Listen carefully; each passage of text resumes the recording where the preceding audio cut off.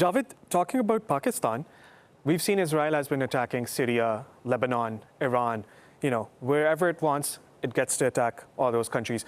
And now some experts have said that Pakistan could be next because Pakistan is a nuclear nation, it is a Muslim majority country. What do you make of those statements? Do you think that Israel has the power or the capacity to attack Pakistan? Well, Israel doesn't have the power, Israel doesn't have the capacity, but Israel has been nurturing a strong desire. Israel doesn't want to see Pakistan a nuclear power. Israel isn't much concerned about that Pakistan has a bad economy. Israel isn't much concerned about that Pakistan has a conventional power. Israel is deeply concerned about Pakistan's nuclear power. Now, you may recall that Ben Gurion, the first Prime Minister of Israel, it is on the record. He said that we are not concerned about Arabs. We will take them over. We are concerned about Pakistan.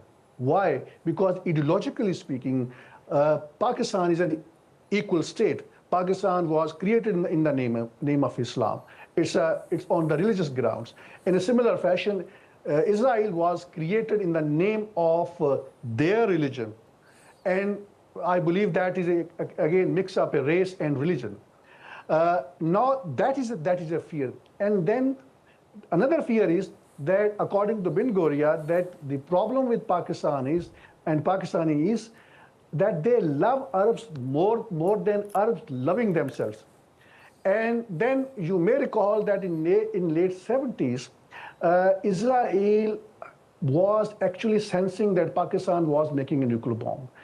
And they have written letters everywhere to make it sure that Pakistan does not make a nuclear bomb. So Israel, and you may recall that in late 80s, in mid 80s, there was a plan by Israel and India together to attack Pakistan's nuclear installations.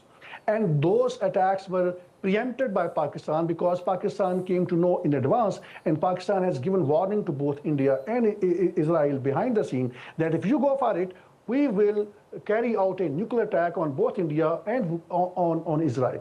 But now, coming back to the current position now is that Pakistan was deeply concerned about Israel's attack on Iran, because had there been any success story on Iran, had there been a change of regime in Iran, that means Pakistan could have been the next. That means the borders of Israel could have been to Pakistan's province, Balochistan province. Luckily, that did not happen because there is already a hostile Muslim state in Iran, which is fighting against Israel on many fronts. So that is a defense shield for Pakistan. But at the same time, there are bizarre reports which suggest that Israel is now planning to basically finance Pakistan's terrorist groups who've been fighting for a separate Balochistan. They are known as a BLA. They are going to finance it. They are going to fund it. I think that is where the real problem lies. In Pakistan, many politicians, particularly Pakistani military generals, particularly in the past, they have not understood Israel's real motives. And the real motives are that to weaken Pakistan, to destabilize Pakistan. And despite the fact that there has been a lot of talk that they should normalize diplomatic ties with Israel to counter India. This is a complete nonsense. If ever Pakistan gets Israel's technology, something many people talk about, that means the firmware of this technology would be manipulated.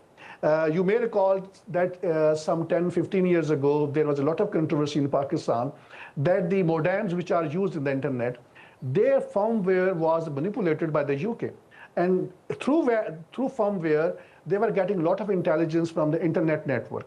So expecting Israel that if Pakistan import technology from Israel and they would not be manipulated, that is next to impossible. Because that is the propaganda line by some of the tiny, isolated secular groups in Pakistan that they need to normalize ties with Israel.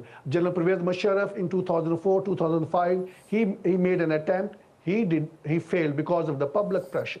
Now there has been many attempts in Pakistan. Even now as we speak,